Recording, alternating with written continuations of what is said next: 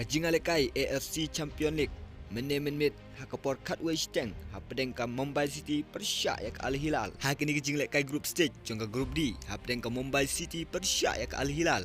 Ka Al Hilal kali yok bentap hadu riu tili gol. Kat baka Mumbai City kam shimla yok bentap watang shi gol. Hapopai shikirang yalekai jongka Al Hilal wala Clemton Unema JR wala Kataru kilala ban penlim deka besuk.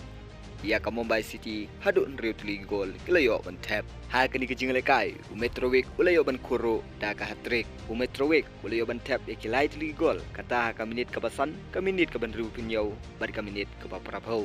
Kadbaya kilai tili bat ki gol layo ban tap da Umelen Kowik Sawik ha ka minit ka ban nyopsan bat u Alberek ha ka minit ka paprapuar u Almalki ha ka minit ka bakandai pau plusan.